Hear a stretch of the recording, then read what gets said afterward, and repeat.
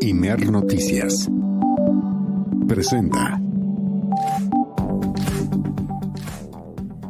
Muy buenas tardes, bienvenida, bienvenido, bienvenide a El Acento, tu punto de referencia. Hoy es el jueves 31 de julio de 2025, ya se terminó el mes de julio, avanza con mucha rapidez este 2025 y lo hace con una carga informativa realmente importante, como es el caso de esta jornada de este jueves, abundante en noticias económicas, abundante también en noticias políticas y lamentablemente también muy abundante en malas noticias que se refieren sobre todo a lo que ocurre en Gaza. Y es un tema que no podemos dejar de lado porque lo que allí sucede marcará, de hecho ya marca la historia de la humanidad, aunque en este momento no se quiera apreciar que lo que allí sucede en Gaza es repetir algunos de los episodios más vergonzosos en la historia de los seres humanos. Y es importante periodísticamente, inclusive o sociológicamente, también detenerse un poco a revisar por qué sucede esto que el horror que todos los días lo vemos en redes sociodigitales, lo vemos en algunos espacios informativos y sin embargo parece que no ocurre nada. Algo extraño sucede con los seres humanos. Habrá que revisar en la historia si en algún momento, cuando ocurrieron esos terribles horrores que marcaron la existencia de la humanidad, ocurrió algo parecido. Pero es parte también, una cara de la misma realidad que nos acompaña este 31 de julio. ¿Qué le parece si comenzamos con las noticias?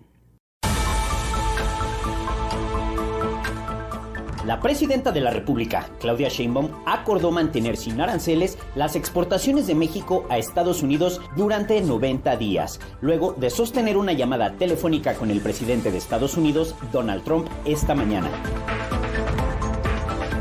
La jefa de gobierno, Clara Brugada, aseguró que la Ciudad de México goza de finanzas públicas sanas y sustentables. Al rendir su informe de finanzas del primer semestre de 2025, señaló que existe un crecimiento de los ingresos del 8% respecto al mismo periodo del año anterior. A 10 años del asesinato de 5 personas en la colonia Narvarte de la Ciudad de México, familiares de las víctimas denuncian que persiste la impunidad en este caso. En la franja de Gaza, la hambruna y la desesperación obligan a las y los palestinos a buscar comida en el suelo, denuncian equipos de ayuda de la ONU. Esto mientras Israel acusa a Alemania de volver al nazismo por la intención de Berlín de reconocer un Estado palestino.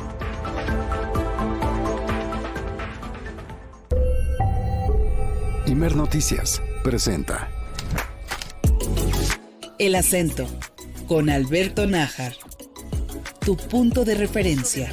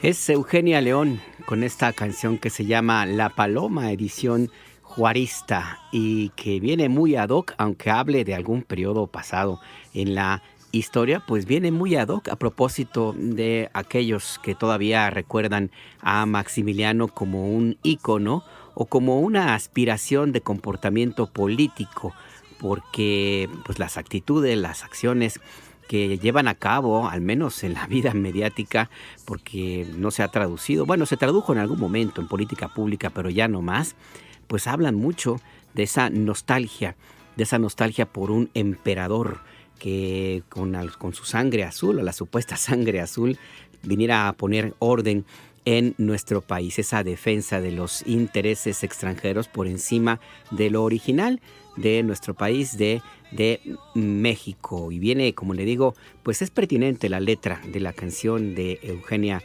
León, ahora mismo en que México se encuentra en un proceso difícil de negociación ante un intento de emperador, como han llamado a Donald Trump, que pretende imponer su política de una sola idea, de una sola moral y de un solo derecho para ellos, para los poderosos, por encima de cualquier otra persona, cualquier otro ser humano, y lo traducen en acciones como las comerciales, por ejemplo, que son las que más han causado ruido, pero que tienen que no están solas, que se acompañan con otro tipo de estrategias que en el caso de México han sido también muy visibles, como es el caso de la migración, el ataque, la condena, la criminalización, la persecución y el terror que se impone contra las personas migrantes en Estados Unidos. Pero al final del día, la conseja, la moral de la enseñanza moral de esta canción, La Paloma, pues habla simple y sencillamente del triunfo de la República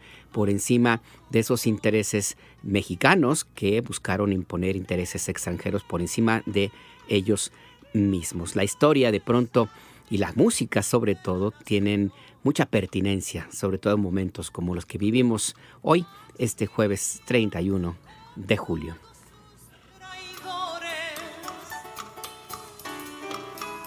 Se creían invencibles los invasores. El presidente Juárez y sus patriotas no se desanimaban con las derrotas. Se vino el invasor por toda la nación, ay, destruyendo nuestros hogares sin tener compasión. Está usted en El Acento, tu punto de referencia. Le quiero recordar que se puede usted comunicar con nosotros a través de nuestras vías de contacto. Lo puede hacer a través de WhatsApp 5566-312427, 5566-312427. Nos puede escribir a nuestras redes sociodigitales, @imer_noticias, así nos encuentra en X, antes Twitter, y en Threads, en Hilos, o bien a Imer Noticias.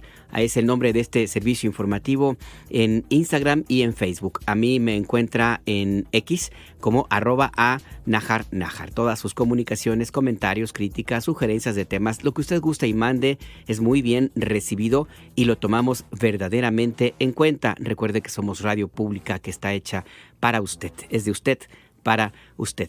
Te mandamos un fuerte abrazo de parte de todo el equipo del Sistema Nacional de Noticiarios, que estamos concentraditos en el cuarto piso de la torre de radiodifusoras del Instituto Mexicano de la Radio, en el pueblo de Joco, en el sur de Ciudad de México. Aquí en corto, Rafael Rosales en la operación, José Luis Plasencia en la producción y en los micrófonos, Alberto Nájar.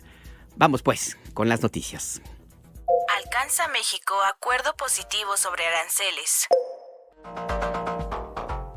Hace unos minutos iniciamos este espacio informativo con La Paloma, interpretado por Eugenia León, que es una canción juarista que recuerda justamente aquellos tiempos del triunfo de la República después de por lo menos 3 años de un intento de imperio que se estableció en México gracias al apoyo de de varios grupos de conservadores y de la iglesia de ese entonces, que le apostaban justamente a los intereses extranjeros por encima de los de nuestro país. Yo hablaba de la pertinencia de la música, que a veces tiene elementos que nos ayudan a entender un poco la realidad que se tiene en momentos presentes. ¿Por qué le comentamos todo esto? Bueno, porque hoy se llegó a un acuerdo en el asunto del intento de Donald Trump de imponer aranceles de 30% a las exportaciones de México a su país, a Estados Unidos. Es un acuerdo que nos va a explicar en un momento nuestro compañero Abye Vargas, pero que apenas había anunciado por parte de Donald Trump en un mensaje por Truth Social y también por la presidenta Sheinbaum a través de su cuenta de X, y ya había iniciado una rabiosa respuesta de comentaristas de medios comerciales y en redes sociodigitales para descalificar este acuerdo, esta negociación que se tuvo con el gobierno de Estados Unidos, y exigir cuentas y exigir que se dieran explicaciones. En fin, una situación que hemos vivido muchas veces en los últimos años, pero que al final del día contrasta con la realidad de las estadísticas, de los números y también de las decisiones de personajes como Donald Trump. Pero vamos por partes. Vamos a escuchar a nuestro compañero Abye Vargas. ¿De qué se trata? Buenas tardes, platícanos. Muy buenas tardes, Alberto, a ti del auditorio del Acento aquí en Imer Noticias. Pues efectivamente ya se dio pues esta conversación y comentó: tenemos el mejor acuerdo posible. Fue lo que respondió la presidenta de la República, Claudia Sheinbaum, luego de acordar mantener sin aranceles las exportaciones de México a Estados Unidos durante 90 días a los productos que estén dentro del Tratado México, Estados Unidos y Canadá, el TEMEC. Junto con el secretario de Economía, Marcelo Ebrard, y el de Relaciones Exteriores, Juan Ramón de la Fuente, la mandataria federal resaltó el acuerdo logrado durante la llamada telefónica que sostuvieron esta mañana y que duró alrededor de 40 minutos. Este viernes, recordemos, Alberto y al auditorio, este viernes 1 de agosto entrarían en vigor el 30% la imposición de aranceles a exportaciones mexicanas a Estados Unidos. Escuchemos a la presidenta de la República. Realmente México sigue siendo hoy, dentro de este nuevo orden mundial, porque es un nuevo orden comercial mundial, tenemos el mejor acuerdo posible, comparado incluso con las demás naciones. Es decir, invertir en México sigue siendo la mejor opción. Entonces tenemos una situación muy buena frente a este nuevo orden internacional a partir de la entrada del presidente Trump al gobierno de los Estados Unidos. La presidenta de la República resaltó el diálogo permanente y que se mantiene con el gabinete de Estados Unidos y que ha funcionado la estrategia de mantener cabeza fría, temple y la defensa de los principios ante la manera de comunicarse del mandatario republicano Donald Trump. Así lo dijo. Nosotros hicimos varios planteamientos, por ejemplo, cómo reducir el déficit que le interesa al presidente de los Estados Unidos, al presidente Trump, inversiones importantes de empresas estadounidenses en México, pero se quedaron sobre la mesa. Es decir, el acuerdo que tenemos no implicó ninguna acción adicional por parte de México, sino sencillamente nos quedamos como estamos y seguimos platicando. La mandataria federal mencionó que se mantiene el 25% de aranceles que estén fuera del TEMEC, al igual que los aranceles para la industria automotriz, aunque pues recordó el descuento a las partes fabricadas en Estados Unidos, México o Canadá. Escuchemos a la presidenta de la República.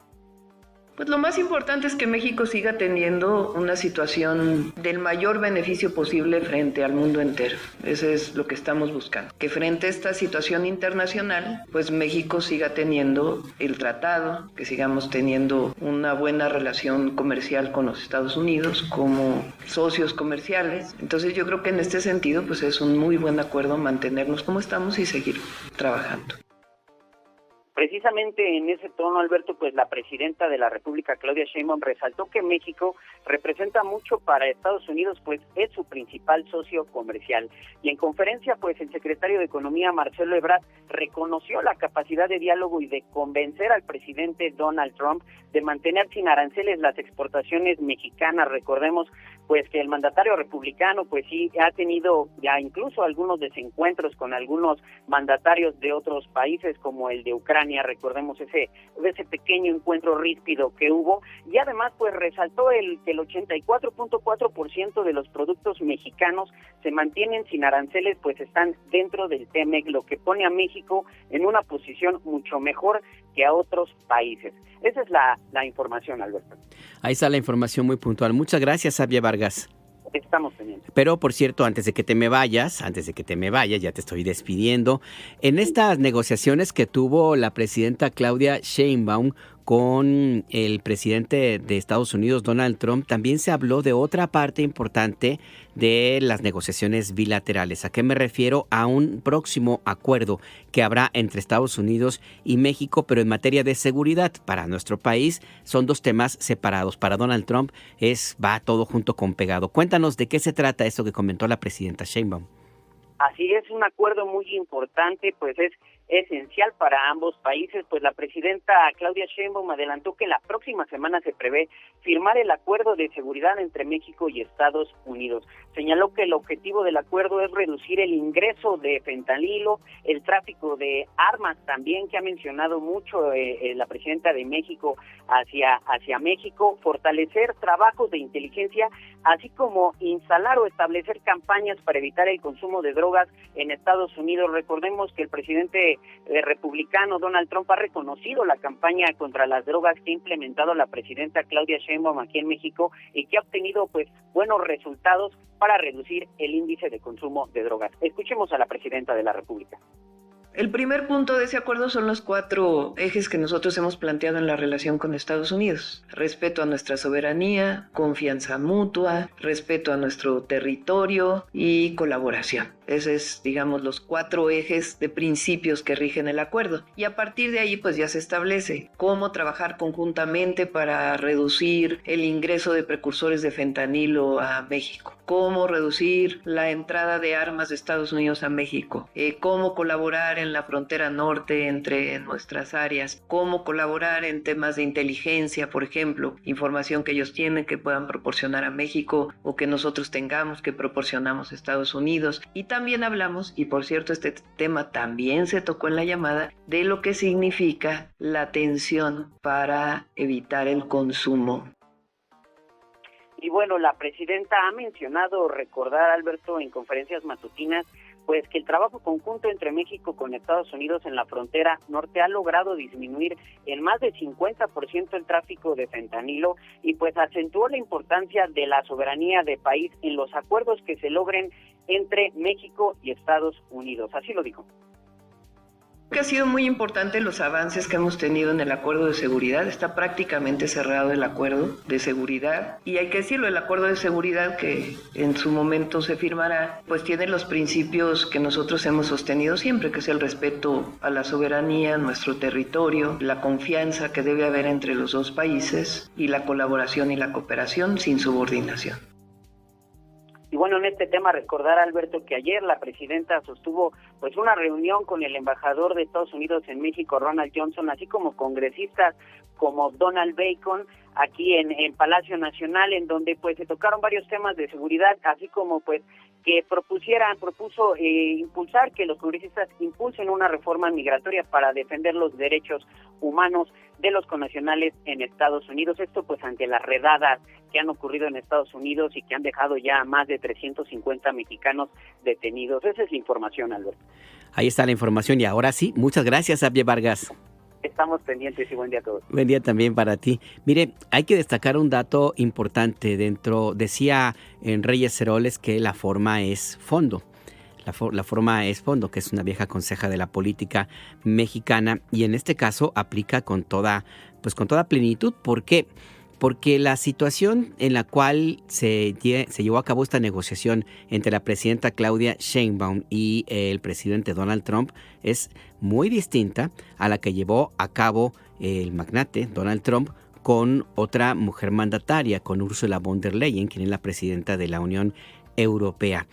Ursula von der Leyen ha recibido una crítica feroz por parte de la forma en la cual llevó a cabo estas negociaciones con el presidente estadounidense, no solo por los aranceles, que pueden ser un tema que siempre habrá forma de darle la vuelta, sino la actitud, la forma en la cual Donald Trump prácticamente la obligó a estar en la Casa Blanca, a sonreír mientras él se vanagloriaba de haber impuesto, así lo dijo, estos aranceles, esta negociación, de haber ganado todo para su país y haber perdido todo para la Unión Europea.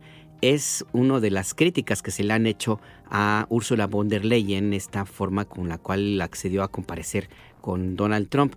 Una situación muy distinta con la que existe con la presidenta Claudia Sheinbaum, que simple y sencillamente pues mantuvo la actitud que ha seguido desde el primer momento con Donald Trump, sobre todo la cabeza fría y no caer en provocaciones y mantener siempre la negociación, y ha tenido estos resultados, inclusive un reconocimiento que no es sencillo.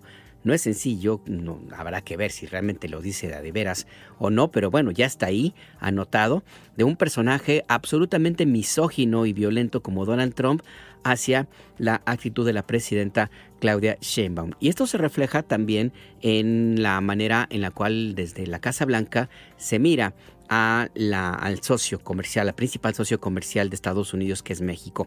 La vocera de la Casa Blanca, justamente Karoline Leavitt, dijo que su país, el gobierno de Trump, aprecia los esfuerzos del gobierno mexicano para seguir las conversaciones comerciales, que incluyen también para ellos el tema del combate al tráfico de drogas y la migración internacional. Cuando se le preguntó a Karoline Leavitt sobre otras extensiones a otros países de 90 días como ocurrió con México, Karoline Leavitt dijo que el caso de nuestro país es único porque Washington ve más cooperación que con otros países. Vamos a escucharla. Está previsto que se anuncien otras extensiones hoy después de la conversación con México. Sé que otros líderes internacionales se han puesto en contacto y si el presidente decide compartir eso con ustedes, lo hará directamente. Pero debo reiterar lo que dijo el presidente sobre México. México está pagando 25% de aranceles en automóviles, paga aranceles en aluminio y cobre y le han puesto fin a las barreras no arancelarias, que son muchas. Y como dijo el presidente, vamos a seguir hablando con México durante los próximos 90 días con la meta de firmar un acuerdo más amplio. La clave aquí es que México ha accedido a ponerle fin a las barreras no arancelarias y a trabajar de buena fe. México tiene una condición singular porque compartimos nuestra frontera sur con el país. Hemos visto una creciente cooperación con la presidenta Claudia Sheinbaum y nuestro gobierno para ponerle fin al tráfico de personas y al tráfico de drogas en la frontera sur. Apreciamos estos esfuerzos y seguimos trabajando de buena fe para tener estas conversaciones sobre comercio. Bueno, ¿y a qué se refería Karoline Leavitt y también el presidente Donald Trump a este tema de las barreras no arancelarias? Le preguntaron muy concretamente a la presidenta Sheinbaum este mensaje que publicó inclusive Trump en Truth Social y explicó la presidenta de la República que cuando Trump se dice que México acordó eliminar de inmediato sus numerosas barreras comerciales no arancelarias, se refería a quejas que tiene Estados Unidos sobre temas muy concretos del Tratado México-Estados Unidos y Canadá, el TEMEC, que a su juicio, dijo la presidenta, no se están cumpliendo, pero la mayor parte, y esa es la realidad, ya se ha revisado. Escuchemos. En el TEMEC hay una serie de acuerdos, muchísimos, relacionados con temas laborales, relacionados con temas de inversiones, relacionados con muchísimos temas. Entonces, siempre hay o quejas de México o quejas de Estados Unidos hacia México. Entonces, ahora que se reunieron con el área de los tratados de Estados Unidos, se plantearon una serie de temas que desde el punto de Estados Unidos es importante revisar porque no van acorde con el tratado. La mayoría de ellas ya se contestó y hay algunas que todavía siguen en la revisión. Pero digamos es algo común en la relación con Estados Unidos por nuestro tratado comercial. Ahí pues la explicación que da la presidenta Claudia Sheinbaum. Recuerde usted que por lo menos el 84% de la mercancía que se exporta de México a Estados Unidos y de Estados Unidos a México forma parte del TEMEC y por lo tanto no paga aranceles, pero hay una cantidad importante, por lo menos el 16% de mercancías, pues que no están dentro de este acuerdo comercial y ahí sí hay aranceles y ahí también hay algunas restricciones que se refieren, entre otros temas, en esto de las barreras no arancelarias a asuntos agrícolas a veces, por ejemplo, productos muy específicos en los cuales México tiene ciertas restricciones por razones de salud fitosanitaria particularmente. Pero sobre este mismo tema, de esta negociación que se tuvo esta mañana, el secretario de Economía, Marcelo Ebrard, dijo que se trata, también dentro de esta misma explicación, se trata de todas las regulaciones necesarias para el comercio entre ambos países que están, como le decía, más allá de los aranceles. Escuchemos.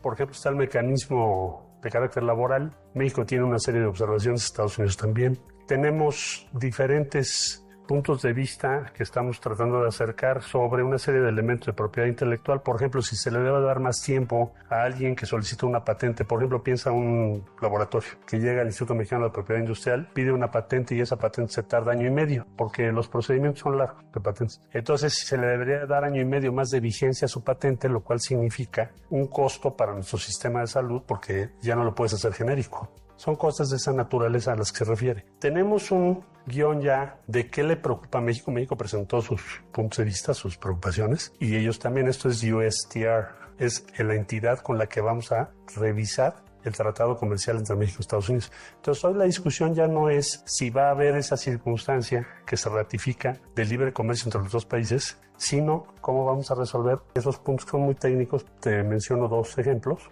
Hay otros temas en que tenemos que ponernos de acuerdo. Vamos a tener que acercar posiciones. Yo así lo veo. Esos son el tipo de temas. Son temas de regulación comercial, pero todo el comercio no se resuelve solo en aranceles. Tienes que tener normas de diferente tipo. Por ejemplo, cómo se puede establecer un dumping, cuál es el criterio que vamos a seguir para producción y reglas de origen. Entonces hay una serie de preguntas que no son nada más qué arancel te voy a poner, sino cómo va a funcionar nuestro comercio en los años por venir. Y eso es lo que estamos trabajando.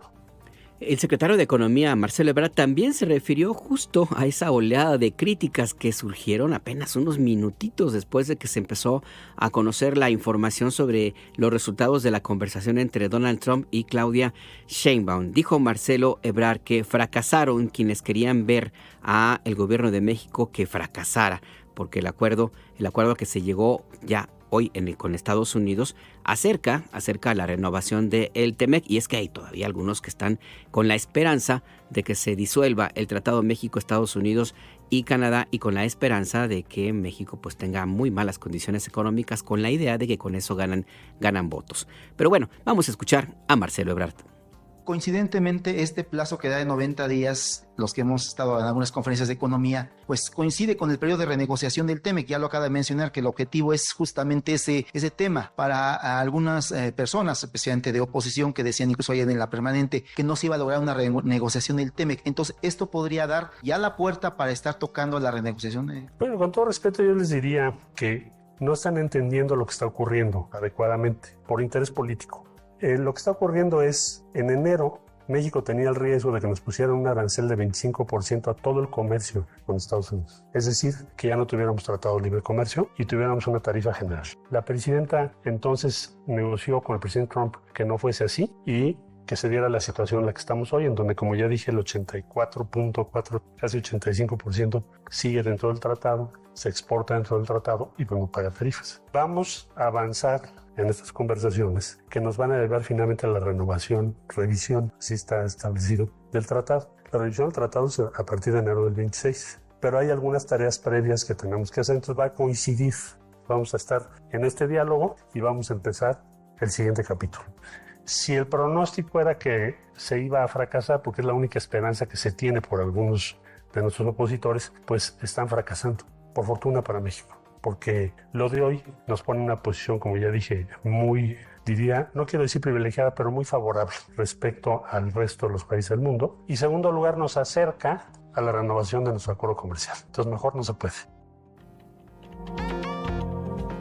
Y vamos a conversar esta tarde en El Acento, tu punto de referencia, con el doctor Óscar Rojas. Él es doctor en Economía por la UNAM. Doctor, buenas tardes. Gracias por esta entrevista. Le saluda Alberto Nájar. Hola, ¿qué tal, Alberto? Un gusto saludarte aquí a la orden. Gracias. ¿Cómo podemos entender este acuerdo al cual se llegó esta misma mañana entre los gobiernos de México y Estados Unidos relativo al tema de los aranceles y lo que venga en adelante con el TEMEC, doctor?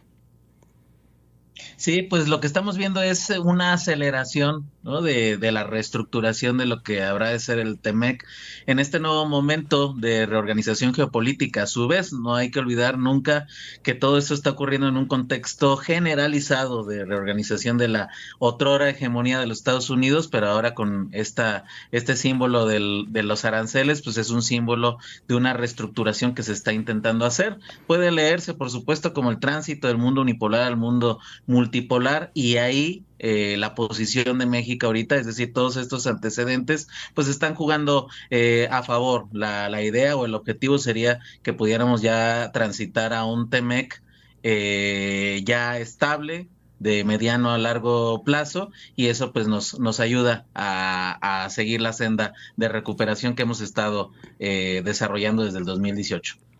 ¿Cuál sería, digamos, la ganancia que pudiera tener Donald Trump, más allá del tema mediático, por supuesto, con un acuerdo como el que tenemos o el que se alcanzó esta misma mañana? Lo pregunto porque para el caso de México, bueno, también hay ganancias importantes que quisiera también su reflexión, pero empecemos por Donald Trump. ¿Qué gana con esto que alcanzó esta mañana con la presidenta Sheinbaum? Bueno, lo que está abriendo es una ventana, digamos que tratar de ganar más terreno en las condiciones de negociación, pero pues técnicamente lo que Donald Trump está buscando es una especie de reindustrialización acelerada por vías aranceles, pero en el caso de México pues tiene esta situación, esta particularidad en el cual pues parte de toda esa fuerza industrial de ya no solamente Estados Unidos sino la región Norteamérica, pues es la que es uno de los motores principales para este proceso. Entonces, de alguna otra manera, pues tendríamos un elemento en el cual pues México tiene que empezar también ahí a observar esta funcionalidad, ¿no? Uy, se nos fue la llamada, la comunicación con el doctor Oscar Rojas. Creo que ya lo recuperamos, doctor.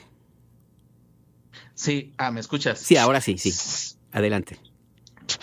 Sí, decía que Donald Trump está ganando, está reorganizando su fuerza, sus motores económicos. México es uno de ellos por el nivel de estructuración y de conformación conjunta que se ha tenido durante este tiempo. Y pues bueno, yo la verdad es que critico un poquito la estrategia de reindustrialización a través de este tipo de medidas comerciales, pero en última instancia es lo que necesita hacer Estados Unidos, y ahí pues lo que estaría ganando es estar muy claro, mejores mecanismos en esta interrelación de cara a lo que viene, ¿no? Desde el momento en el cual se plantea, inclusive por el gobierno de Estados Unidos, que la situación se queda como estaba, como la que se tenía antes de esta llamada, la idea general es que simple y sencillamente, más allá de toda la exposición mediática que ha habido en los últimos meses, en términos reales, las relaciones comerciales entre México y Estados Unidos se mantienen pues muy parecido a lo que existía el año pasado. ¿Por qué? Porque finalmente pues sí hay un arancel que se está pagando por parte de las mercancías que entran con otro tipo de mecanismos, como el tema de la nación más favorecida, por ejemplo, que no está vinculado al TEMEC. Pero fuera de eso, la mayor parte del comercio entre estos dos países, México y Estados Unidos, se mantiene exactamente igual que antes. ¿Estamos hablando de esta situación o qué variaciones ve usted, doctor? No, bueno, lo que pasa es que esto sí es importante recuperarlo. Tenemos una especie todavía de cobertura, una cobertura del 85% de toda esta relación comercial con el TEMEC. Es decir, ahorita es viento a favor la existencia y la permanencia de este tratado. Obviamente que Estados Unidos no podría hacer una exención simplemente con un solo país, porque lo que está buscando es precisamente una reestructuración global.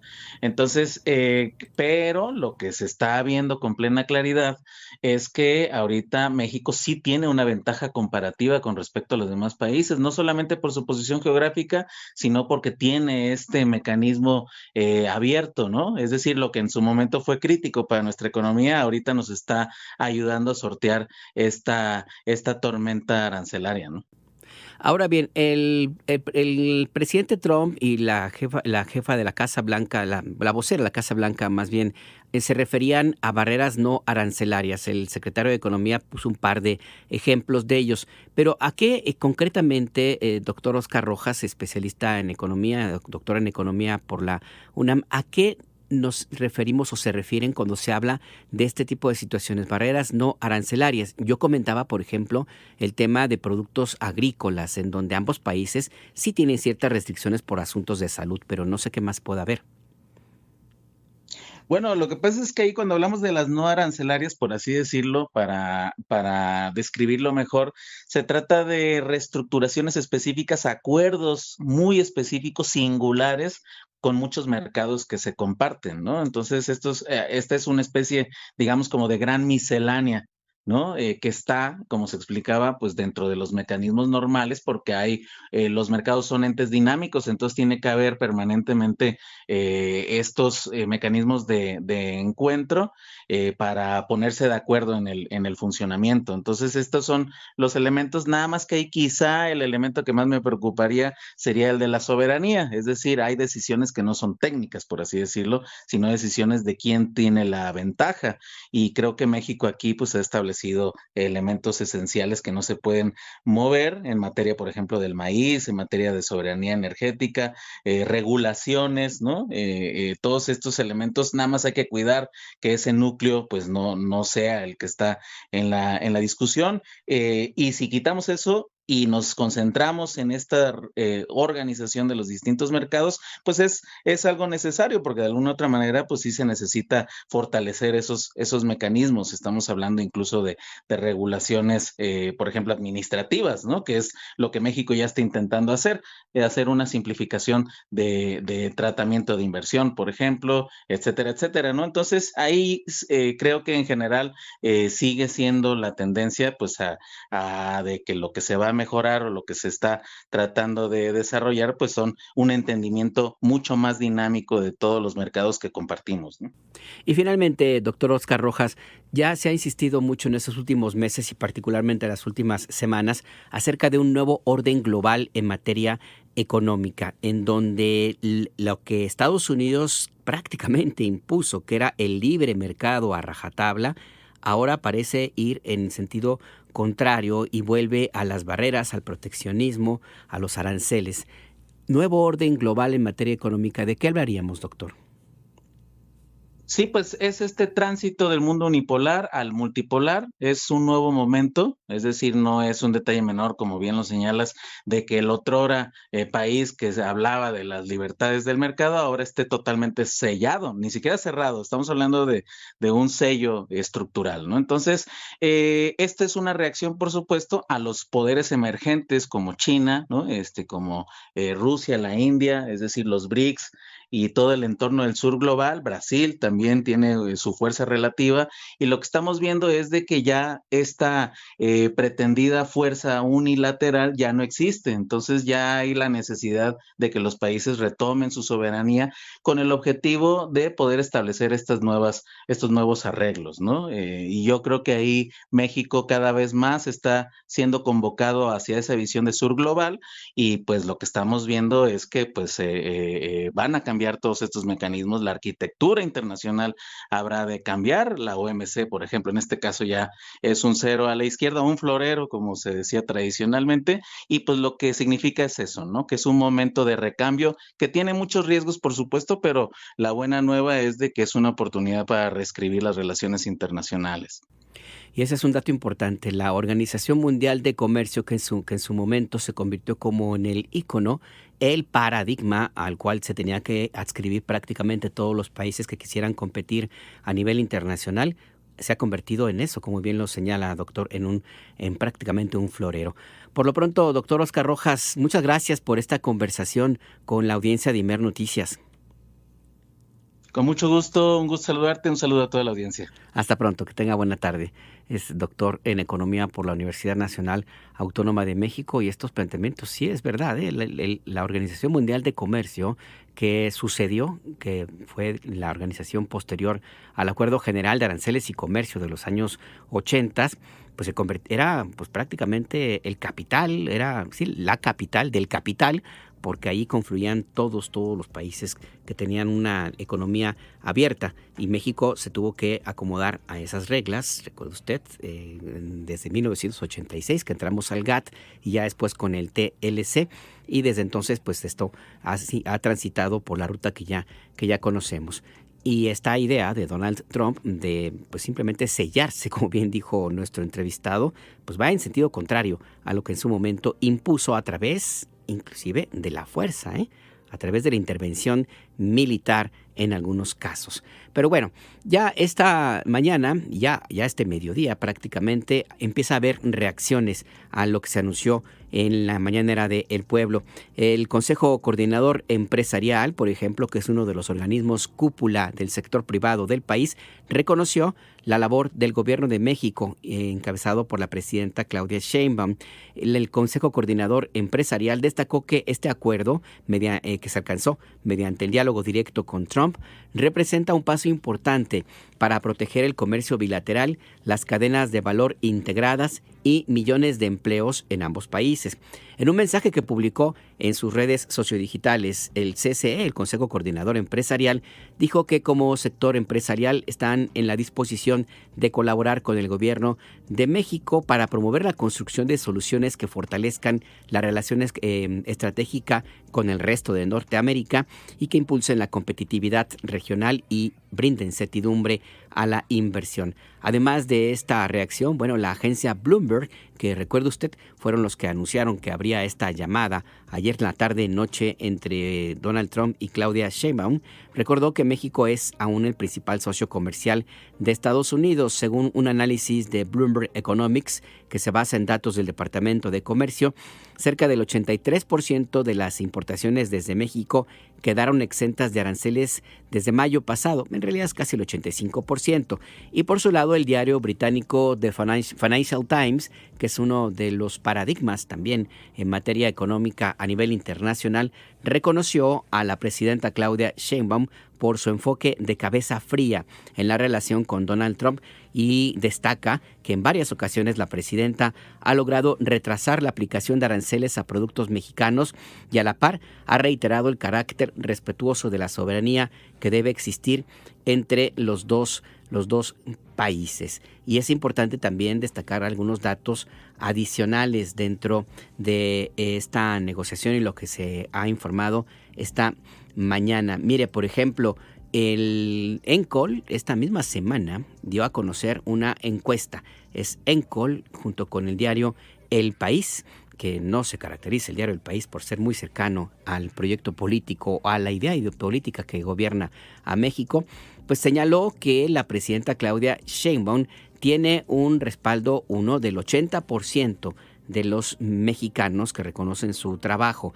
Y en el tema de la manera en la cual ha llevado a cabo la negociación con Donald Trump, el 69% de los encuestados por ENCOL reconoce que la ha manejado bien y tienen mucha confianza en la manera en la cual la presidenta de México se ha enfrentado con el presidente Donald Trump y están de acuerdo en que lo más importante, el 57% de los entrevistados señalaron que lo más importante es buscar una solución negociada sin aplicar aranceles a productos de Estados Unidos. Esta encuesta se llevó a cabo en los días previos antes de hoy mismo, de este jueves, cuando todavía estaba en riesgo la imposición de aranceles de 30% a exportaciones mexicanas.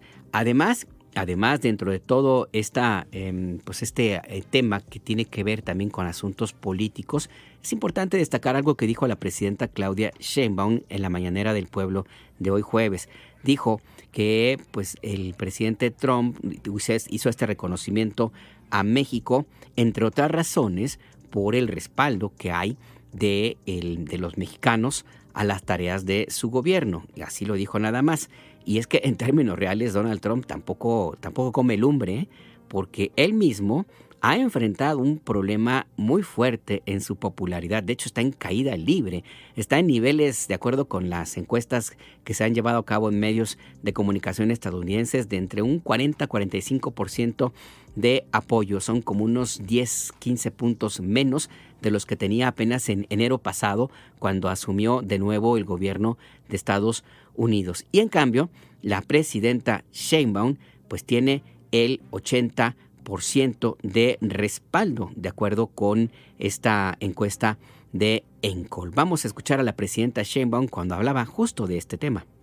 Ayer hubo dos muy buenas noticias para México. Uno es la noticia del crecimiento económico bajo las circunstancias internacionales que estamos viviendo, de 0.7%. El cambio incluso del Fondo Monetario Internacional de negativo a positivo es una buena noticia. Obviamente nosotros vamos a seguir avanzando con el Plan México. Y la otra muy importante es el incremento en los ingresos, derivado de la encuesta nacional ingreso-gasto de los hogares. Pero una noticia todavía mejor es la reducción de las desigualdades. Es decir, entre el decilo, entre los más ricos y los más pobres, durante el periodo de Calderón la diferencia era de 35 veces su ingreso y ahora es de 14 veces. Eso significa una reducción de la desigualdad muy importante. Recuerden que México era el país más desigual del mundo y con los 6 años de política de cambio en el modelo económico, el incremento al salario, los programas de bienestar y también la inversión en nuestro país y la creación de empleos, pues han permitido que haya una reducción de las desigualdades, que es muy importante y es una muy buena noticia para México. Entre ayer y hoy pues se publican dos encuestas, una por parte de Encol y otra por parte de Reporte Índigo, en donde el 80% de las mexicanas y los mexicanos aprueban su gestión y el 66% dijo estar de acuerdo precisamente en cómo se ha manejado el tema de la negociación con Estados Unidos. ¿Qué opina de estos resultados? Pues imagínense, llegar con el 80% de aprobación a la llamada de hoy, pues es una fuerza muy importante, muy importante. Por eso decimos que la fuerza no es de la presidenta de México, sino es de un pueblo entero, de un país completo. Y pues sí, ahí está lo que le acababa de comentar, cómo es importante la manera en la cual se llegan a estas negociaciones con un respaldo del 80% para la presidenta Claudia Sheinbaum y pues una medición, como le digo, de la mitad por parte de Donald Trump, que si hay algunas cuestiones que él sí reconoce, porque como le digo, no come lumbre, pues es eso. Y hay que ver la comparación que puede llegar a tener con la forma como se comporta con otros mandatarios, por ejemplo, con Javier Milei de Argentina, que se ha puesto como tapete a las órdenes de Donald Trump y lo único que ha ganado es que ni siquiera le tome la llamada, que haga como que no existe. Javier Milei, que se ha presentado como el presidente latinoamericano que más está de acuerdo con Donald Trump. Y bueno, pues ahí está el resultado de esa actitud. Ahora bien, también es importante, ya para pasarnos a otros temas, pues señalar los datos puntuales que marcan los números. La presidenta Sheinbaum se refería a la encuesta nacional de ingreso, gasto y hogar que presentó ayer el INEGI y que tiene algunos elementos importantes. Uno de ellos, como ya escuchábamos, ese dato de que en los últimos años se redujo la desigualdad, es decir, la diferencia que hay entre quienes más ganan y quienes menos ganan, que antes llegó a ser de 30 veces y ahora es solamente de 14 veces. Es decir, aunque todavía es muy elevada esta brecha, ciertamente está en una situación muy distinta a la que llegó a tener en algún momento apenas hace algunos años, concretamente en el periodo que ocupó ilegítimamente el gobierno de México Felipe del Sagrado Corazón de Jesús Calderón Hinojosa. Este es un dato importante. También otro elemento importante es justo la manera en la cual se llegó a estos números, que de acuerdo con el INEGI se refiere concretamente a que una buena parte de esta mejoría para las familias es justamente porque tienen ingresos por trabajo. Y estos datos que son duros del INEGI va en contrasentido de las afirmaciones que abundan en la conversación política de los últimos meses, de los últimos años, en el sentido de que pues ahora sí que los pobres empiezan a dejar de ser pobres porque los mantiene el gobierno, para utilizar un término muy de Vicente Fox Quesada, y que en realidad, como insisten estos opositores, que lo que existe es subsidios y no un crecimiento real de la economía, lo cual es falso. ¿Por qué? Porque los datos de la encuesta del INEGI señalan que entre los deciles de los que menos tienen, es decir, la capa más pobre del país, para ellos el 15% de sus ingresos representan los subsidios. de los apoyos de programas sociales, las becas para el bienestar, la beca para adultos mayores, etcétera. Y el resto de sus ingresos son por trabajo. Es por su trabajo, por lo que ganan. Y esto se debe a, básicamente, las reformas laborales que permitieron un incremento importante del salario mínimo, y de ahí se vino un incremento en los ingresos en cascada que permite que ahora los trabajadores mexicanos se encuentren en una situación muy diferente a la que había apenas hace algunos años. ¿Cuál es la importancia de esto? A diferencia de los programas sociales, el ingreso por trabajo, es decir, el incremento al salario, se va a quedar allí. Es algo ya ganado. Es más, está en la Constitución. Los programas sociales pueden eventualmente cambiar o desaparecer si, ahora sí que toco madera, si llegara a un gobierno como los que tuvimos en algún momento, pero el incremento salarial y los ingresos por sueldo, por trabajo, por actividad económica y por la mayor capacitación de los propios mexicanos en su vida laboral, ese se queda. Ese es básicamente el resumen que yo le quería comentar, y pues son parte de los datos, de la realidad concreta de este jueves. Informa Clara Brugada sobre finanzas en Ciudad de México. Y seguimos un poquito todavía con las finanzas, nomás que ahora en la capital de la República. La jefa de gobierno, Clara Brugada, presentó un informe del trimestre de el desempeño económico de su gobierno. ¿De qué se trata, Geisel Zamora? Cuéntanos. Buenas tardes.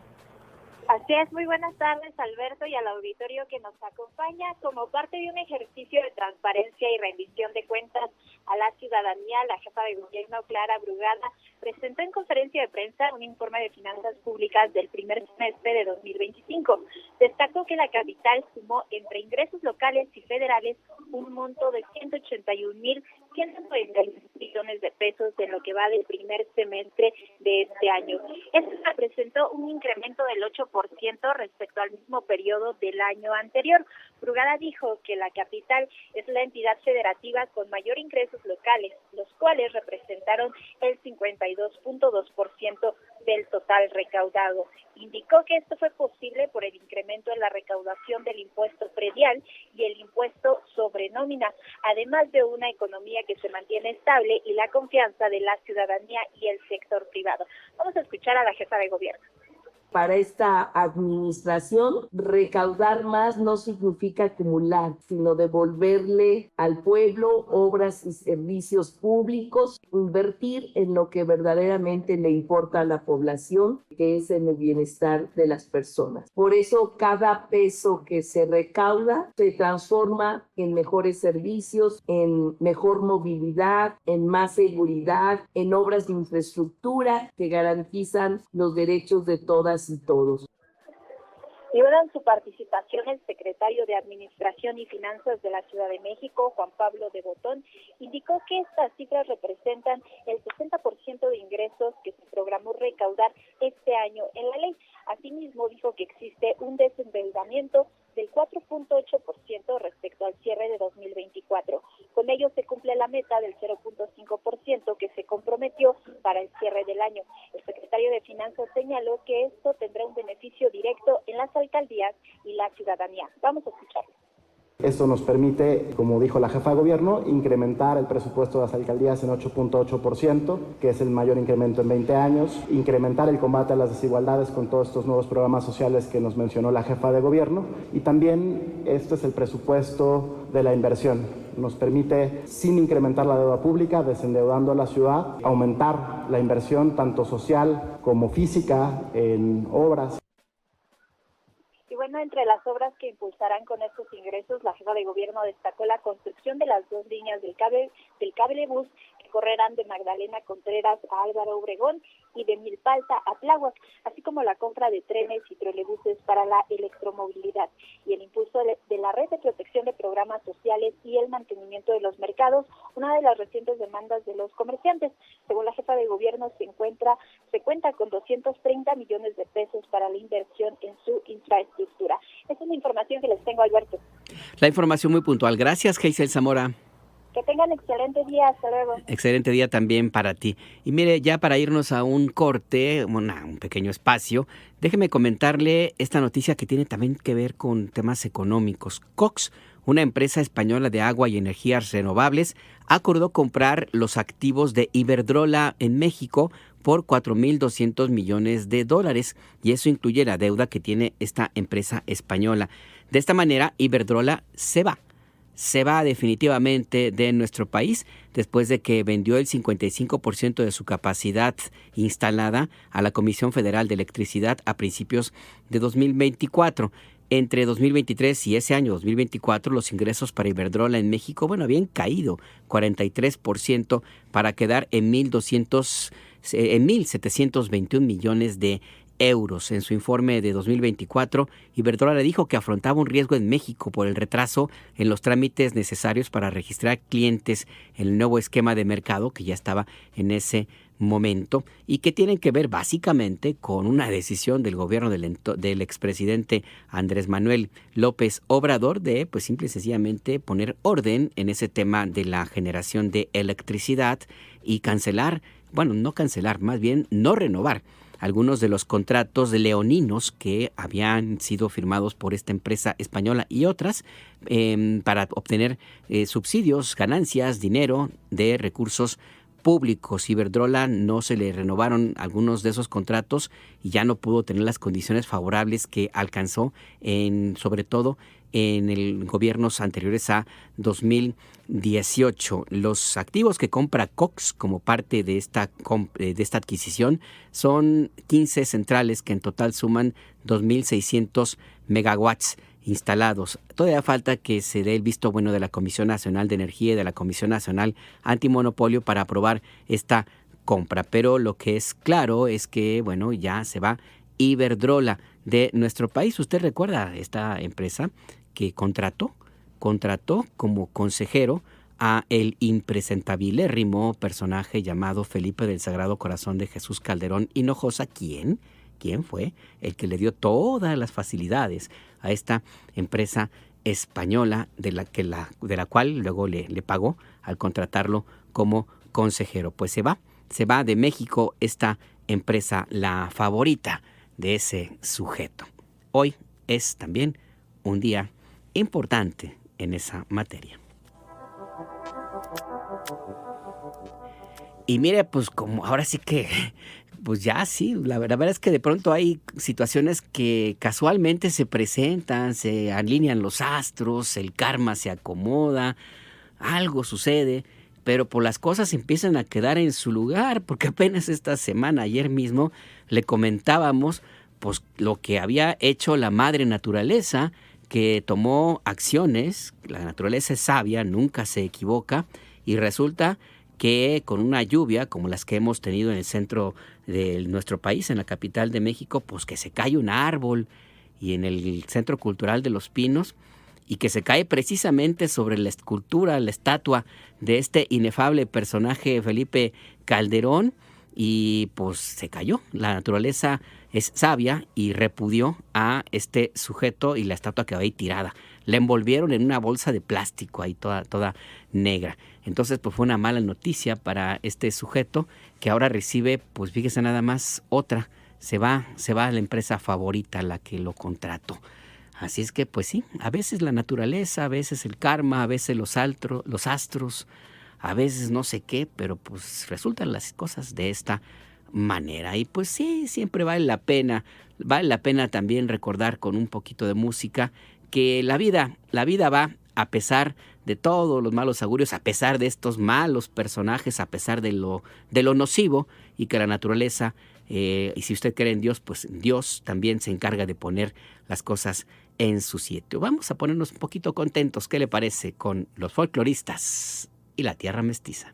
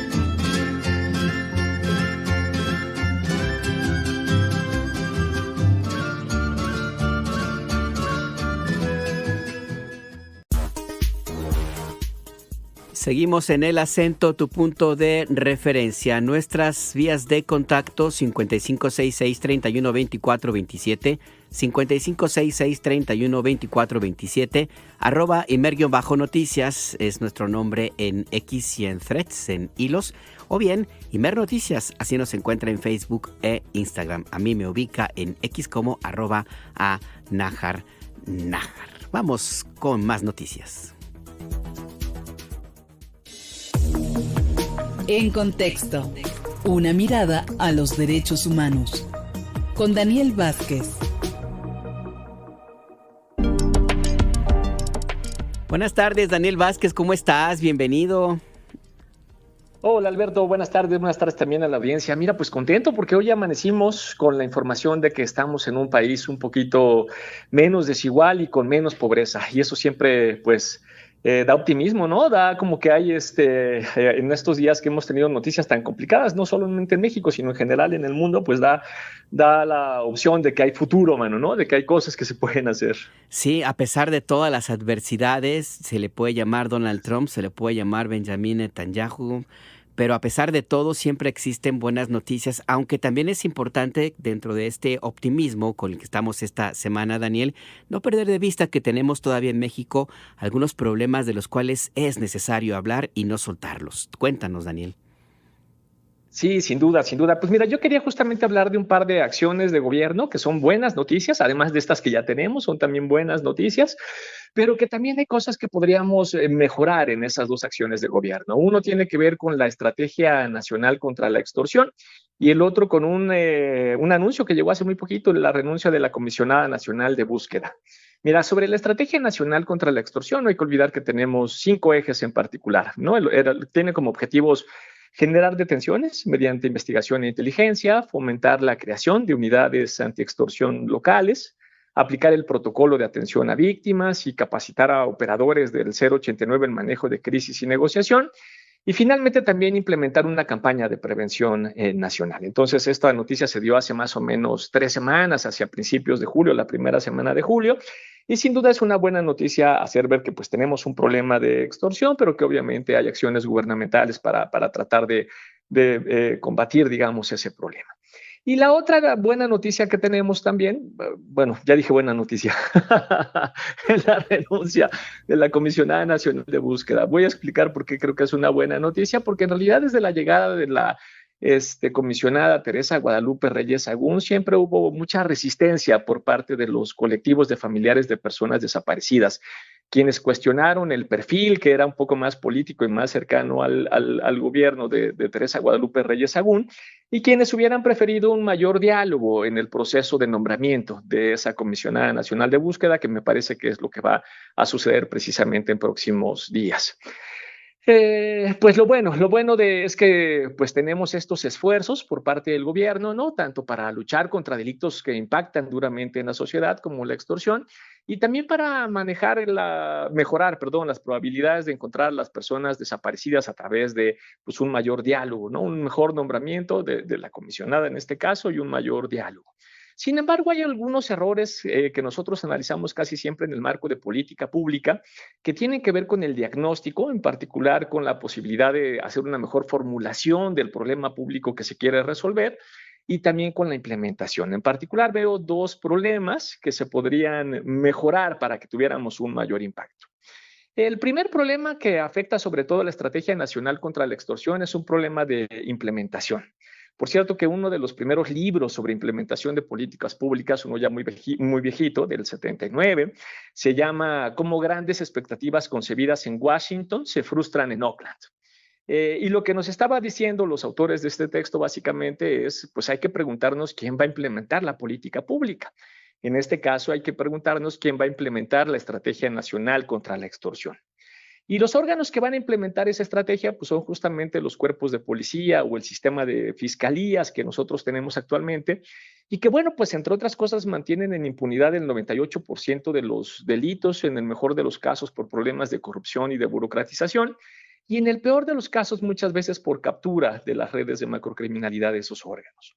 Entonces, para que tengamos una buena implementación de esa estrategia nacional contra la extorsión, lo que necesitamos es reconstruir estos cuerpos de policía y ese sistema de fiscalías. Si no, vamos a poder hacer la segunda parte del libro, que se podría llamar Las grandes expectativas concebidas en Palacio Nacional, pues se van a frustrar en cada uno de los municipios donde haya un fuerte control de estas redes criminales, ¿no? Y esto no va a avanzar.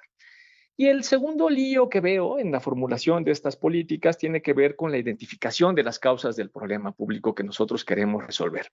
Y para poder identificar ese problema público, lo que tendríamos que preguntarnos algunas cosas. Por ejemplo, ¿qué tipo de extorsión es la más lesiva para las personas y es la que más se ha extendido? Y la extorsión que es la más lesiva y la que más se ha extendido es precisamente la generada por estas redes de macrocriminalidad. También hay que decir que esto no es nuevo para nada, ¿no? Obviamente extorsiones ha habido durante toda la historia, seguramente incluso de la humanidad, ya no nada más de México, pero en el caso de las extorsiones implementadas por las redes macrocriminales, en realidad tuvimos un auge a partir de los Zetas, entre el 2008 y el 2015. Y también es relevante tenerlo claro porque entonces este tipo de extorsiones tienen ciertas particularidades, en específico de control territorial. Es uno más de los mecanismos que se utilizan para implementar la gobernanza criminal, ¿no? Que arrancaron los Zetas en el 2008, fortalecieron y consolidaron hasta el 2015, y que lamentablemente después el resto de las redes criminales empezaron a copiarlos, ¿no? El Cártel Jalisco Nueva Generación, por supuesto la familia michoacana en Tierra Caliente, por ejemplo, donde tenemos uno de los grandes problemas, y también el Cártel de Sinaloa, por mencionar algunos, ¿no? Y un buen ejemplo es lo que sucedió recientemente con la profesora Irma Hernández en Veracruz, ¿no? Porque ahí lo que podemos mirar es qué es lo que les exigen estas redes criminales a los transportistas de pasajeros, no solamente en Veracruz, sino en varias entidades, en varios municipios de varias entidades, y ya sean taxistas o visitaxis o combis. Y cosas de las que les piden, por ejemplo, es que obviamente sirvan como halcones para facilitar el control territorial a través de la vigilancia, que apoyen con el narcomenudeo y también obviamente una cantidad de dinero por semana para poder operar. Lo que es parte de la diversificación del portafolio de la propia red, ¿no? Entonces, en realidad tendríamos, si queremos avanzar en el proceso de combatir este tipo de extorsiones, en lo que tenemos que avanzar es en el desmantelamiento de las redes de macrocriminalidad.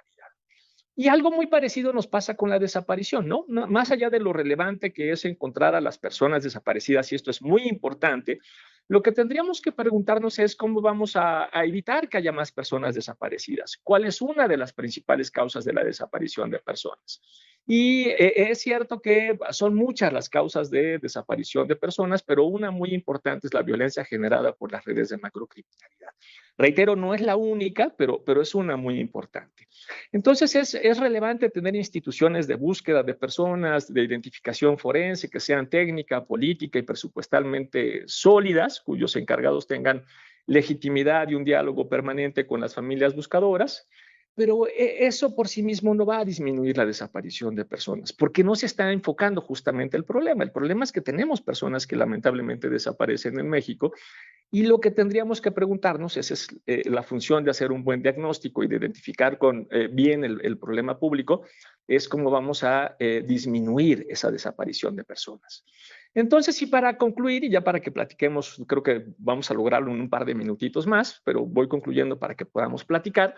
Si no se diseña una política integral de construcción de paz que desmantele las redes de macrocriminalidad, que reconstruya los más de 2,000 cuerpos de policía, que reconstruya el sistema de fiscalías, que genere verdad y justicia para y con las víctimas, pues estos tipos de esfuerzos van a ser muy valiosos, ¿no? Los esfuerzos para reconstruir los puentes de diálogo con los colectivos de familiares de personas desaparecidas, o para generar estrategias nacionales para delitos específicos como la extorsión, pero el impacto va a seguir siendo limitado, porque el gran problema que tenemos son estas redes criminales y la violencia que genera estas redes criminales. Y sobre eso no hemos logrado construir ni el reconocimiento primero de la existencia de esas redes, ni una buena política de construcción de paz. Entonces, sobre eso quería platicar un poco contigo, querido Alberto. ¿Cómo ves? Pues mira, te escucho y pensaba hasta dónde, porque mencionabas este asunto del cártel de los Zetas, que ciertamente fueron como el ejemplo más visible de un modelo de operación y control territorial que tiene que ver mucho con su origen. No hay que olvidar que ellos en sus inicios eran militares de élite que fueron contratados por el cártel del Golfo, pero que tuvieron contacto y con otros militares que tienen una historia muy negra, el caso de los caiviles, por ejemplo, en Guatemala, y ya después se fueron sumando otros que estuvieron vinculados con una política extraterritorial aplicada en la Guerra Fría y que tuvo consecuencias devastadoras para América Latina. En ese espacio, en ese microcosmos, aplicaron una estrategia que funcionó en otros momentos y que la historia no lo podíamos ubicar como un fenómeno parecido al de México porque tuvo otros nombres, pero el fenómeno fue el mismo: el control territorial, el control de los seres humanos que habían en ese espacio a través del terror en algunos casos, como lo impuso los Zetas y los otros ejércitos en otras latitudes, pero también el control económico. ¿A qué me refiero con esto? Porque México ya tenía una historia también parecida, no con toda esa magnitud, pero sí parecida, con un régimen que era como el que tuvo México todavía hasta el siglo pasado. Daniel, ¿hasta dónde esta estrategia, si le ponemos que la aplicó los Zetas, pero que ya existía, encontró un terreno fértil que fructificó, y por eso la dificultad de ahora, cuando se quiere cambiar esta situación, ha encontrado todos estos problemas, Daniel? Totalmente. Mucho del problema que nosotros tenemos es herencia del viejo régimen, del régimen autoritario, del régimen de partido hegemónico, de ese régimen priista. Y mucho del problema que tuvimos en esos años, en esa guerra sucia de las décadas 60, 70, incluso desde los 50, si queremos pensar en el movimiento de los médicos, por ejemplo, pero mucho del problema que tuvimos en esa época es que justamente teníamos un aparato del Estado, un aparato de seguridad que en realidad era un aparato de la clase política de ese momento, que no tenía ningún problema con hacer detenciones arbitrarias, con ejecutar extrajudicialmente, con directamente reprimir y con desaparecer personas. Y eso se convierte en cultura organizacional. Ese es el gran problema. Obviamente no estamos diciendo que las personas que operaban en esos espacios en los 60s o en los 70s se mantengan hasta la fecha. No es eso lo que sucede. Pero lo que sí sucede es que eso se convierte en cultura organizacional. Se normaliza la detención arbitraria, se normaliza la tortura, incluso se normaliza la desaparición de personas. Y lo que cambia es el proceso de fragmentación. Siguen teniendo prácticas semejantes, ¿no? Pero lo que cambia ahora es que ya no es necesariamente como una especie de política pública, ¿no?, implementada por el Estado desde arriba hacia abajo, que era lo que teníamos en el régimen priista, sino una fragmentación justamente a partir de los distintos cárteles. Y el gran lío es que eso a los Zetas les resultó exitoso en términos de negocio criminal, el control territorial y obviamente esos niveles de violencia. Y a través de algunos órganos como fueron, por ejemplo, los Matazetas, que después se convirtieron en el brazo armado del cártel Jalisco Nueva Generación, y después claramente también la familia michoacana, empezaron a replicar esas dinámicas. Entonces tenemos por un lado cultura organizacional en instituciones de seguridad que están acostumbradas a detener de forma arbitraria, a torturar, incluso a desaparecer.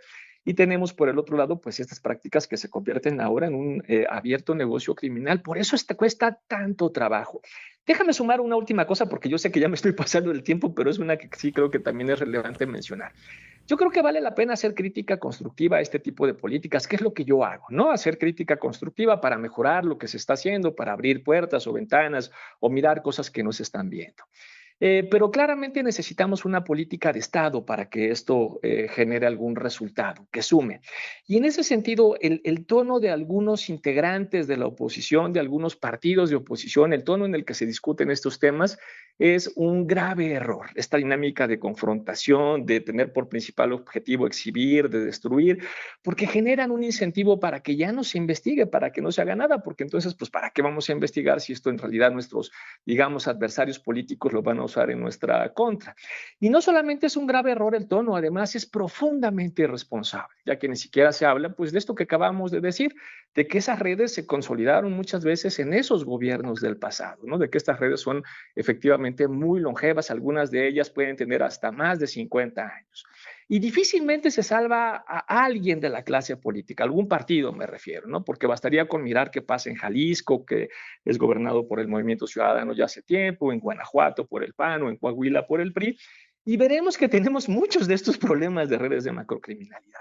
Entonces sería bueno que tarde o temprano pues nuestra clase política deje de lado un poco esta dinámica de confrontación, un poco arribista, un poco de exhibición y de destrucción, y les quede claro que no vamos a poder avanzar en un proceso de construcción de paz si no construimos esa política de Estado y si no construimos pues un gran acuerdo nacional.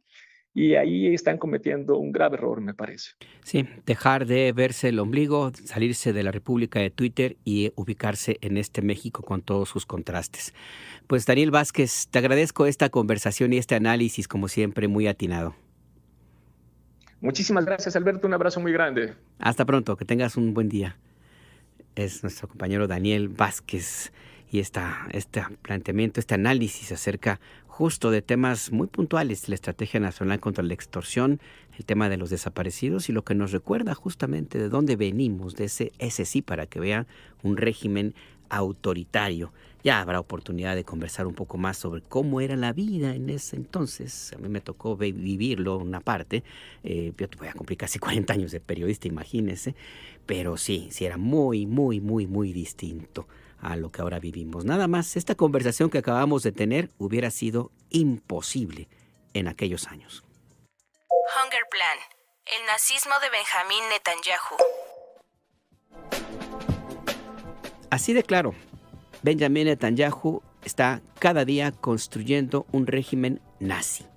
Y hay elementos que lo demuestran, más allá de la opinión o del análisis político o sociológico, hay elementos muy claros de que va para allá, de que esa es la idea de Israel, de convertirse en lo que antes criticaron. En la Franja de Gaza, la hambruna que ha causado Israel obliga a los palestinos a buscar comida en el suelo, y lo que hemos denunciado todos los días en este espacio informativo y en todos los de Imer Noticias. Esta práctica de Benjamín Netanyahu, de Israel, del pueblo de Israel, de obligar a los palestinos a morir lentamente de hambre, y cuando les ofrecen un poquito de comida los asesinan, los cazan a tiros.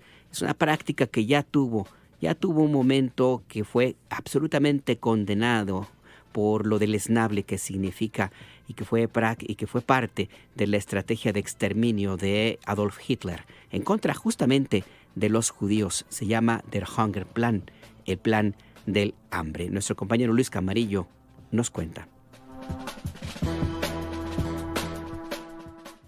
80 años después del Holocausto, Alemania vuelve a apoyar al nazismo, escribió en su cuenta de X el ministro de Seguridad Nacional de Israel, el ultraderechista Itamar Ben-Gavir. Esto en respuesta al anuncio del ministro de Asuntos Exteriores alemán, Johann Wadephul, que aseveró que Alemania está convencida de que para resolver el conflicto de forma permanente en Gaza es la solución negociada de dos estados. Pero especialistas, analistas y otros expertos han considerado que Israel instrumenta muchas medidas de la Alemania nazi. Es el caso del llamado Der Hunger Plan o Plan de Hambre, una estrategia desarrollada por la Alemania nazi durante la Segunda Guerra Mundial, diseñada para asegurar el suministro de alimentos para la población alemana y su ejército, dejando a las poblaciones locales, especialmente de los eslavos y judíos, en condiciones de inanición deliberada. El plan no solo buscaba sostener la economía de guerra nazi, sino también debilitar a las poblaciones consideradas enemigas, facilitando el control y la limpieza étnica. Aunque no se ejecutó en su totalidad debido a la resistencia soviética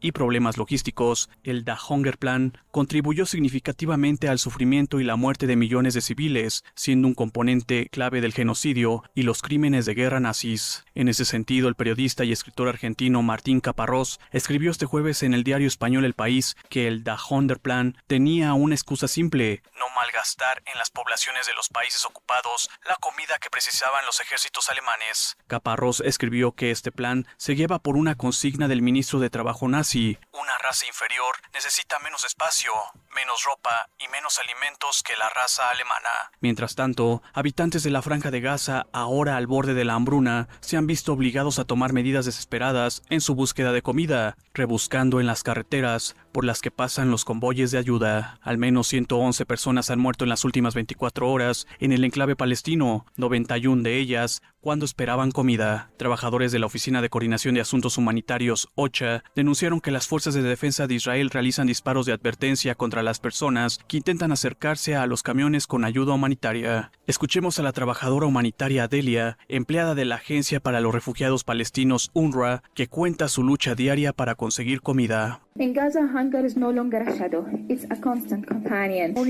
el hambre ya no es una sombra, es un compañero constante. Todas las mañanas me despierto con la misma pregunta. ¿Encontraré un pedazo de pan para alimentar a mis hijos? Hoy en día, un pequeño trozo de pan se convierte en un tesoro, una cuchara de arroz, un motivo para sonreír. Mis hijos me preguntan por la comida, pero el silencio que sigue es más alto que cualquier otra bomba. Otra trabajadora de OCHA, Olga Cherepko, narró a Radio Naciones Unidas cómo los equipos de ayuda buscan recuperar suministros urgentes. One of the constraints that we faced was waiting about 2.5 hours at an Israeli forces checkpoint.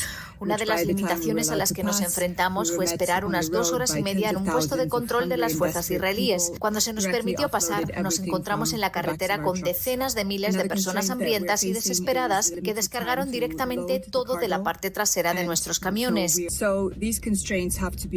Es necesario que ingresen muchos más alimentos de manera regular para que las comunidades tengan la confianza de que los suministros están llegando y que los recibirán y se distribuirán adecuadamente. En contraste, el ministro de Asuntos Exteriores de Francia, Jean-Noël Barrot, calificó como un escándalo y una vergüenza el sistema de distribución de ayuda humanitaria conocida como Fundación Humanitaria de Gaza. Por lo anterior, el funcionario federal francés exigió el cese de las actividades de estos centros de distribución de comida, los únicos autorizados por Israel para operar en la Franja de Gaza y administrados por empresas privadas de Estados Unidos. Por otra parte, Caroline Leavitt, vocera de la Casa Blanca, anunció que en unos días el presidente de los Estados Unidos, Donald Trump, informará un plan final para Gaza, pero reiteró que es necesaria la rendición de Hamás para alcanzar la paz. El enviado especial Wickoff está hablando con nuestros contrapartes en Israel sobre este tema. Va a informarle al presidente sobre lo que ha podido determinar en Israel y en Gaza. El presidente emitió una declaración muy enérgica esta mañana, que seguramente habrán visto, y decía en Truth Social que la mejor manera y más rápida de ponerle fin a este conflicto y a la crisis humanitaria que estamos viendo, la crisis en Israel, que comenzó el 7 de octubre cuando Hamás brutalmente secuestró y violó a israelíes inocentes, ese ataque terrible. La solución está en la rendición de Hamás, la liberación de los rehenes para ponerle fin al conflicto. Y eso es lo que el presidente quiere y lo ha dejado en claro. El enviado especial estará mañana en Gaza, como les decía antes. Para IME Noticias, Luis Camarillo Carvajal.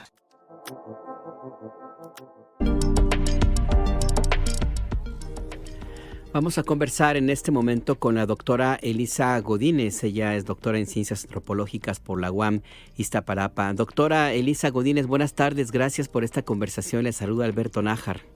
Al contrario, Alberto, mucho gusto saludarte. Gracias por el espacio. Al contrario, citábamos en una pieza que nos preparó nuestro compañero Luis Camarillo a propósito de un artículo de Martín Caparrós, este periodista, maestro del periodismo en América Latina, que recuerda estas similitudes que hay entre la estrategia aplicada por el régimen nazi para exterminar a los que consideraban ellos como razas inferiores, entre ellos los judíos, y entre estas estrategias estaba lo que llamaron Der Hungerplan, el plan del hambre. Y esto nos recuerda que efectivamente el eufemismo a veces ayuda a mitigar el impacto de la crueldad que esto significa, porque se le ha llamado el hambre como un arma de guerra, pero la magnitud es todavía mayor. ¿Qué decir, doctora Elisa Godínez, de esto que vivimos todos los días en nuestro planeta? Sí, totalmente de acuerdo con lo que plantea la nota. Hay que recordar en primera instancia que incluso en la manera de nombrar hay mucho que se esconde, ¿no? Esto no es un conflicto entre los israelíes y los palestinos nada más, ¿no? Esto tampoco empezó solamente a partir del 7 de octubre del 2023, sino que pues una circunstancia, digamos, de colonización que lleva muchísimas décadas y que ha implicado el uso sistemático de la violencia desde entonces, ¿no? Hasta el momento estamos hablando de más de 60,000 personas fallecidas, todo esto de acuerdo al Ministerio de Salud de Gaza. Por supuesto, estas cifras también están en revisión porque seguramente hay mucha gente que todavía no ha sido contabilizada porque quedó bajo los escombros, en fin, ¿no? Pero esto que dices en particular, el tema del Hunger Plan, ¿no? Y de nombrar mejor el tema de la hambruna como una crisis humanitaria en lugar de nombrar al genocidio que hemos estado viendo que ocurre desde hace prácticamente 2 años, ¿no? Es muy conveniente porque pareciera, ¿no?, a los ojos de la opinión pública, la hambruna un hecho como menos grave, ¿no? Es algo más seguro de nombrar porque suena a una cosa catastrófica que es fortuita, ¿no? Que nadie es culpable, ¿no? Y no se nombra esto como un arma sistemática de guerra, ¿no? Por supuesto que la hambruna es un arma de guerra, pero el discurso que se va construyendo en torno a esto es como si fuera algo, híjole, muy grave que está pasando, pero quién sabe quién es el responsable, ¿no?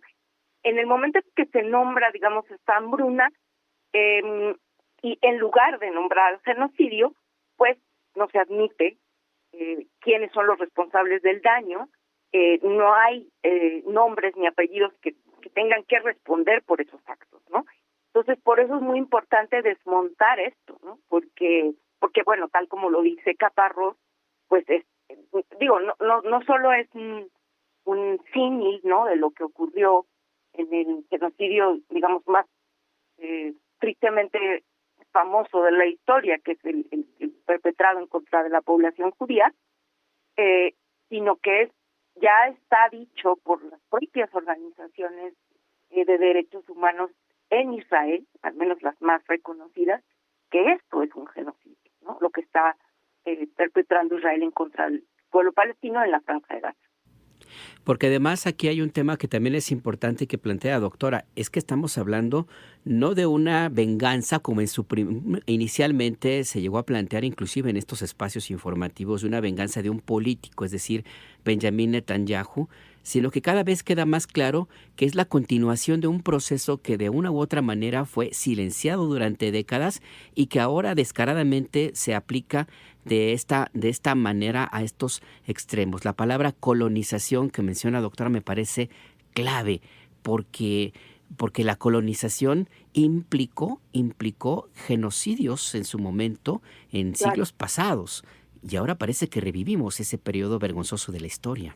Claro, y además esto que dices es muy importante, porque yo te decía, ¿no?, al principio, que pareciera, ¿no?, sobre todo pues para la gente que no necesariamente está tan bien informada, ¿no?, que esto apenas, digamos, surgió con una cosa ominosa que ocurrió el 7 de octubre del 2023, ¿no?, y que en ese momento es que se desató, digamos, este horror, que por supuesto, digamos, tiene como responsable a esta organización que es también retratada como, digamos, el ejemplo de lo bárbaro que es Hamás, y aquí no estamos justificando lo hecho por Hamás, nada más quiero aclarar, ¿no?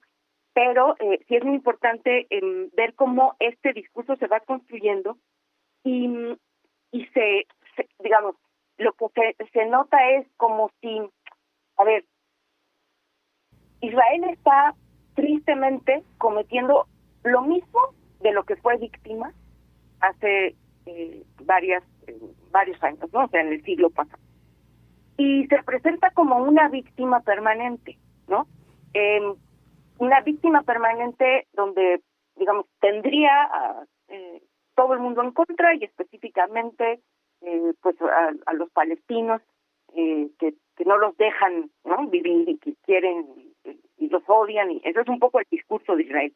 Pero la realidad es que, como tú dices, o sea, hay que recordar que desde 1948, como parte de, digamos, del proceso de resarcimiento en favor del pueblo judío, precisamente por el genocidio ocurrido en la Segunda Guerra Mundial, bueno, se acordó, digamos, por el sistema internacional, otorgarle un espacio territorial en, digamos, el territorio que antes era Palestina, que hoy de alguna manera sigue siendo, pero que ha sido absolutamente reducido, ¿no? como parte, digamos, del derecho que tenían, ¿no?, a tener pues un Estado, ¿no?, con todo lo que implica un territorio y tal. Pero esta conformación del Estado de Israel pues ha estado marcada por la violencia permanente. Esto no surgió el 7 de septiembre, el 7 de octubre. El 7 de octubre es una consecuencia, ¿no?, de ese proceso de colonización tan violento, en el que incluso en la Franja de Gaza también se sabe, pues está documentado, que desde hace por lo menos 15, 20 años, ¿no?, la situación ha sido prácticamente la de una apartheid. O sea, es un lugar que está cercado con barras electrificadas, ¿no?, que está permanentemente asediado, que no es ahora, ¿verdad? Es el colmo, ¿no?, ya de que la gente se está muriendo de hambre. Pero, digamos, la restricción de recursos de todo tipo, tanto alimentarios como de salud y demás, ha existido desde hace muchos años.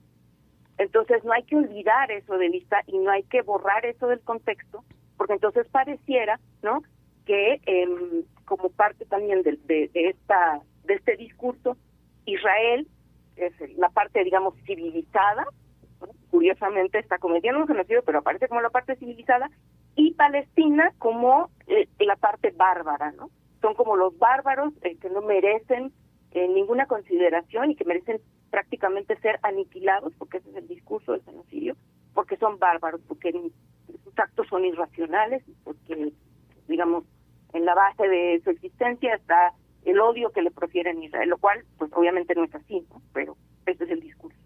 Y finalmente, doctora Elisa Godínez, doctora en Ciencias Antropológicas por la UAM Iztapalapa, dentro de esta revisión de los datos que son necesario mantener en la mirada, en la vista, volvamos a este origen. Sí, efectivamente, esto que vemos ahora no empezó el 7 de octubre de 2023. Esto tiene una historia que la podemos ubicar, una fecha, 1948-49, cuando nació el Estado de Israel.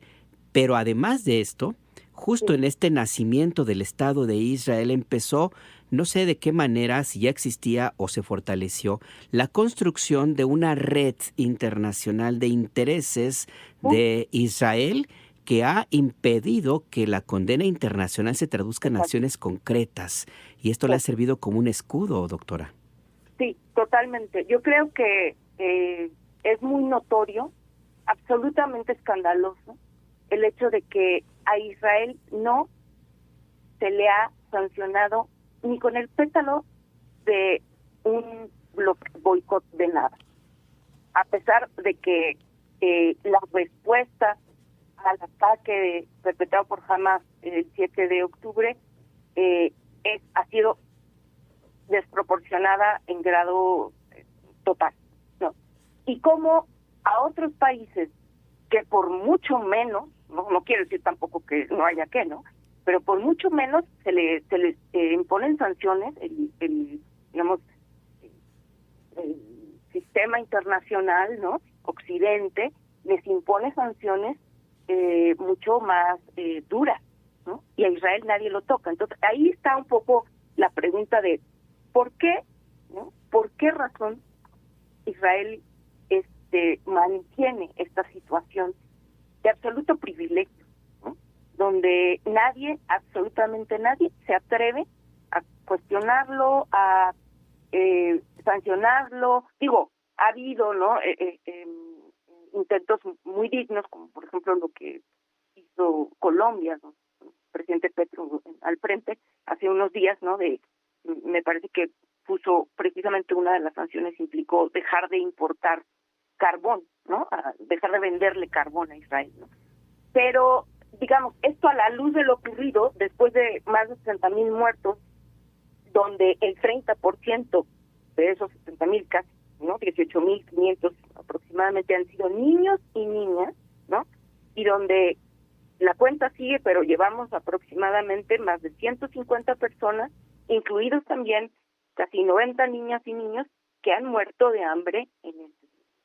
Entonces, y digamos, lo escandaloso es que esto ya, digamos, parecía que el mundo ya había entendido que esto no se podía volver a repetir, nunca más, ¿no? porque no solo, por supuesto, no solo ha habido un genocidio en la historia, ¿no? Han habido muchos, obviamente sí se han repetido después de la Segunda Guerra Mundial, en otras latitudes, por ejemplo en África, entre el conflicto Tutsi y Hutus y demás, ¿no? Cercano también lo que ocurrió en la guerra de la ex Yugoslavia, ¿no? La guerra de los Balcanes, también algo, ¿no? Con la matanza de Srebrenica, pero como lo está presenciando en este momento, donde además las pruebas están ahí permanentemente publicadas en tiempo real, creo que no lo habíamos visto. Es la primera vez que lo vemos. Entonces, pues esa es la situación también. Sí, y es importante no soltar el tema, no quitar el reflector, porque en los sitios oscuros es donde se reproduce la impunidad y la barbarie. Doctora Elisa Godínez, gracias por esta conversación y este análisis con la audiencia de Imer Noticias. Al contrario, muchas gracias a ustedes y pues mucho gusto. Igualmente, hasta pronto. Hasta pronto. Es la doctora Elisa Godínez, doctora en Ciencias Antropológicas por la UAM Iztapalapa. Y ya para cerrar este tema, es importante hacer esta comparación porque siempre ayuda. Escribió Martín Caparrós, uno de los maestros del periodismo en América Latina, a propósito de Der Hunger Plan, el plan del hambre que estableció Alemania en contra del pueblo judío y a los otros que consideraba como inferiores. Señalaba el ministro del Trabajo nazi de aquel entonces que lo definía muy bien cómo debía administrarse la comida para sus víctimas. Decía, los bien alimentados eran grupos locales que los nazis querían preservar para que colaboraran con ellos. Los insuficientemente alimentados, sus colaboradores recibían un máximo de 1,000 calorías diarias. Los hambreados, que eran las poblaciones que había que reducir al mínimo, entre ellos los judíos, los exterminados por hambre, recibían una cantidad mucho menor de calorías.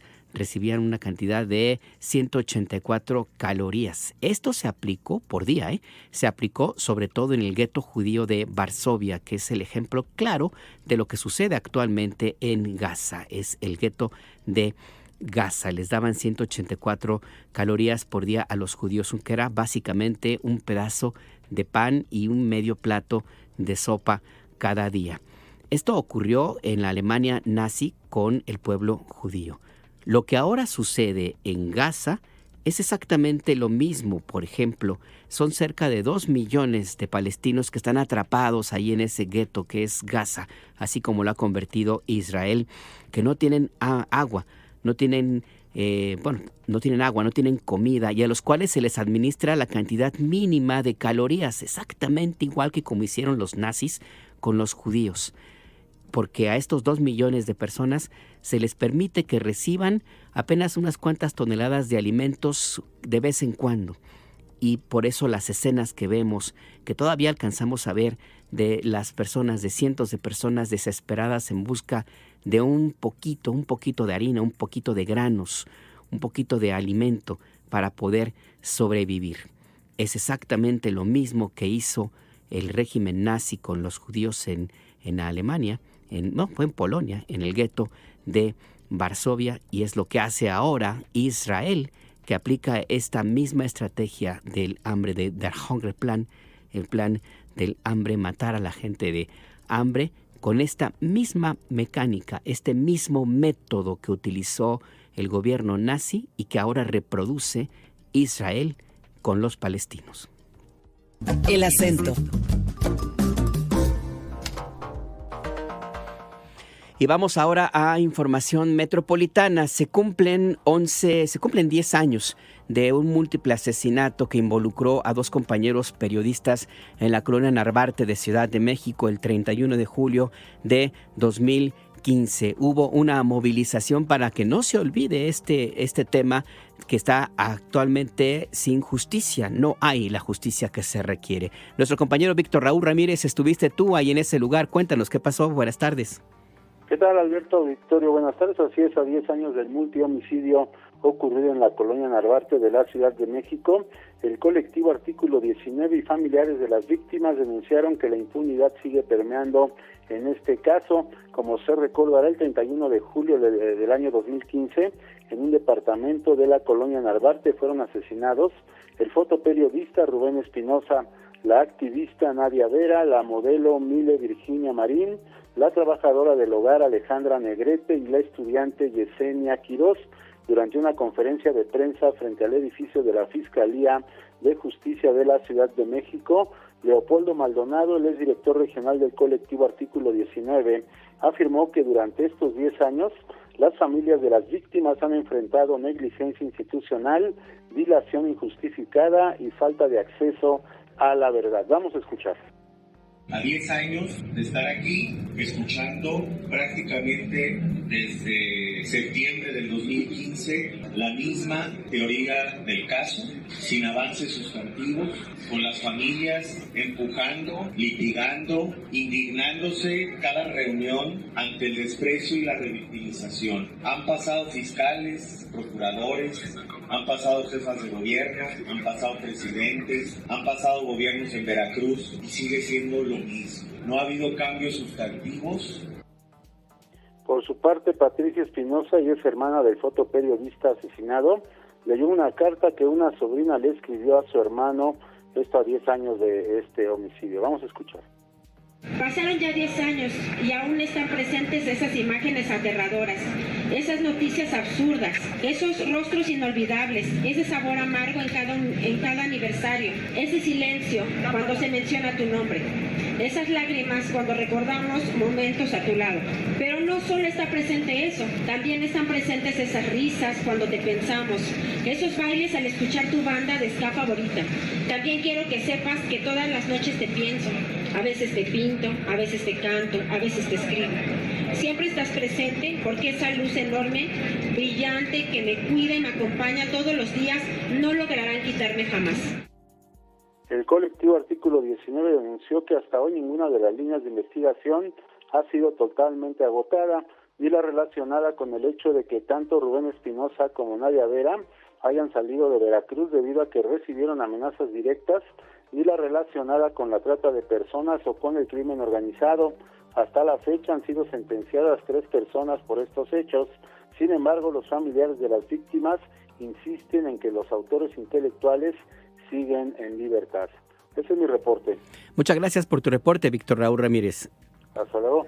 Hasta luego, que tengas una buena tarde. Y es que sí, desde ese momento, desde el gobierno de Miguel Ángel Mancera, la Procuraduría General de Justicia de la Ciudad de México, en ese entonces era todavía Distrito Federal, no se ha tocado uno de los aspectos que las familiares de las víctimas y organizaciones de periodistas han planteado, que se tiene que investigar las razones por las cuales los compañeros huyeron de Veracruz por amenazas de muerte del régimen de Javier Duarte, que era el gobernador en ese entonces, y de Arturo Bermúdez, que era su secretario de Seguridad. Y créame que desde el primer momento no se quiso investigar este asunto. Y yo se lo cuento porque me tocó a mí en algún momento comparecer ante la Procuraduría de Justicia de Ciudad de México porque me pidieron información, porque en la organización que yo encabezaba en ese momento, la Red de Periodistas de a Pie, pues tenía contacto, ayudó a Rubén Espinosa a salir de Veracruz, y pues desde ese momento, hablo de 2015, era clara la intención de no acercarse a esta parte de la posible razón por la cual se cometió este asesinato del que ahora le damos cuenta 10 años después.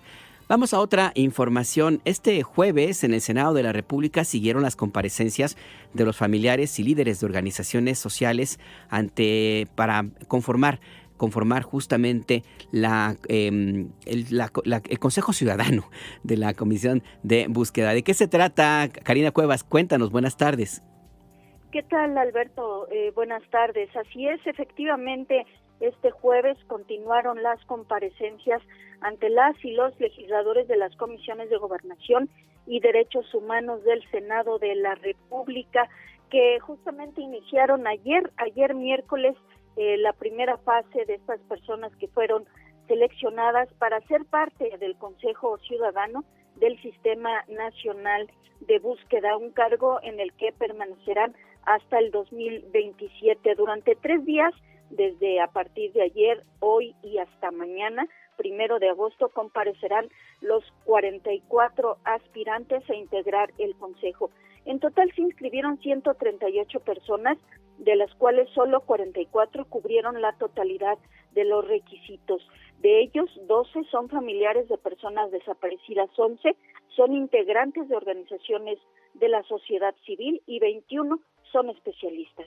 Y bueno, en junio pasado, algunos ex integrantes de ese consejo que habían terminado su gestión desde el 2024 habían advertido, Alberto, que la ausencia de reuniones del Sistema Nacional de Búsqueda durante el primer semestre de este año había contribuido a un estancamiento institucional e incluso agravado la crisis de desapariciones en México. Por eso se pusieron, digamos, a trabajar, y entonces efectivamente los legisladores de las comisiones de Gobernación y Derechos Humanos comenzaron pues el registro de estas personas que poco a poco se fueron registrando, inscribiendo para formar parte de este Sistema Nacional de Búsqueda. Hoy jueves van a comparecer en el transcurso del día. Comenzaron desde muy temprano, a las 9 de la mañana, y terminarán hasta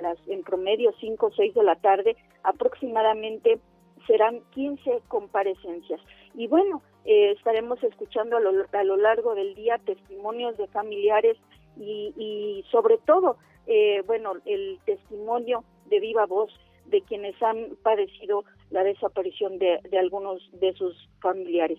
Y bueno, solamente comentarte finalmente que al finalizar las comparecencias, las y los legisladores integrantes de estas comisiones propondrán, son 13 perfiles que propondrán sus perfiles ante la Junta de Coordinación Política del Senado. Serán 5 familiares, 4 integrantes de organizaciones sociales y 4 especialistas para que después puedan ser votados en el Pleno del Senado, Alberto. Ahí está la información muy puntual. Muchas gracias, Karina Cuevas. Buenas tardes. Buenas tardes también para ti. Mire, ya estamos en la recta final, nos quedan unos cuantos minutos. Déjeme comentarle que la Secretaría de Gestión Integral de Riesgos y Protección Civil de Ciudad de México activó la alerta naranja por pronóstico de lluvias fuertes y posible caída de granizo por la tarde-noche de hoy y la madrugada del viernes en las alcaldías Álvaro Obregón, Coajimalpa, Iztapalapa, Magdalena Contreras y Milpalta, Tláhuac, Tlalpan y Xochimilco. El resto de las demarcaciones se encuentran en alerta amarilla. Así es que para tomarlo en cuenta va a llover bien fuerte en Ciudad de México. La jiribilla. Escuché en la televisión de la mañana y me alerté y quería ver algo porque yo nunca había visto nunca un tsunami.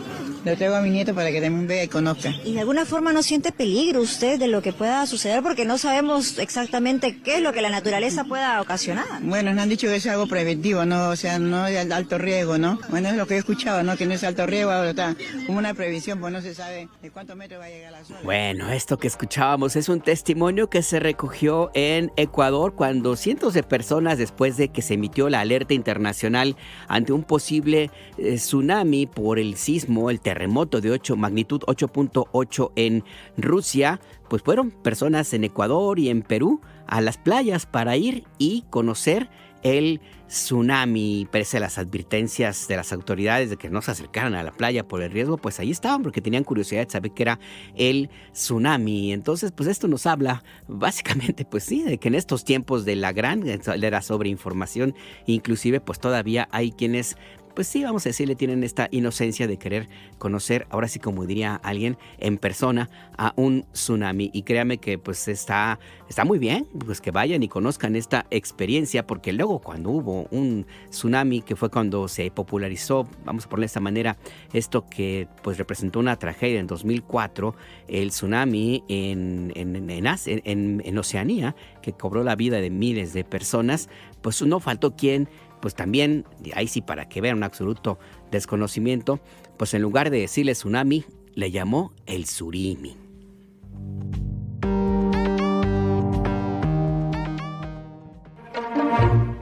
La mentira nuestra de cada día.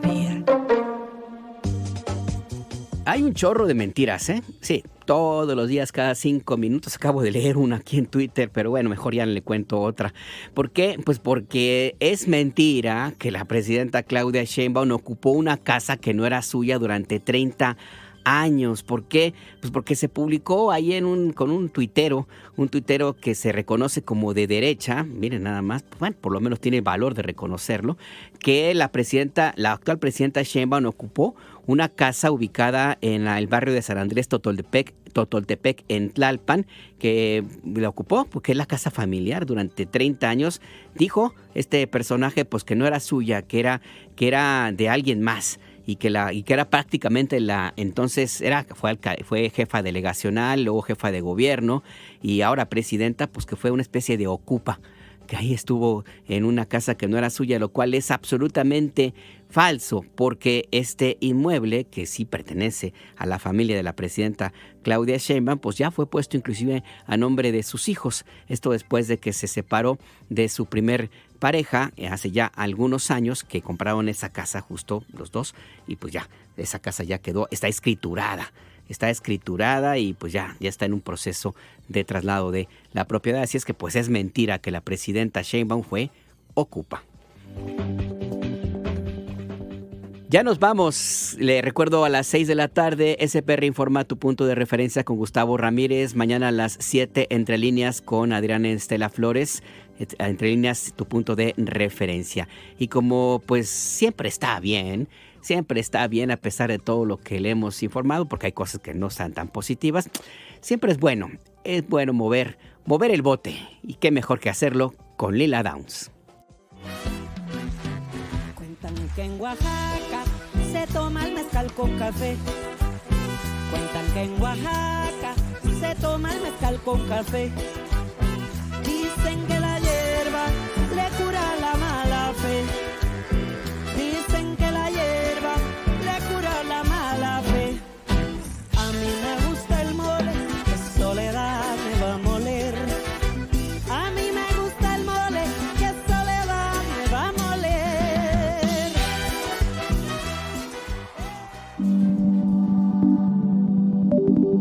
Imer Noticias presentó El Acento con Alberto Nájar. Tu punto de referencia. Las opiniones aquí expresadas son responsabilidad de sus autores y no representan la posición editorial de Imer Noticias.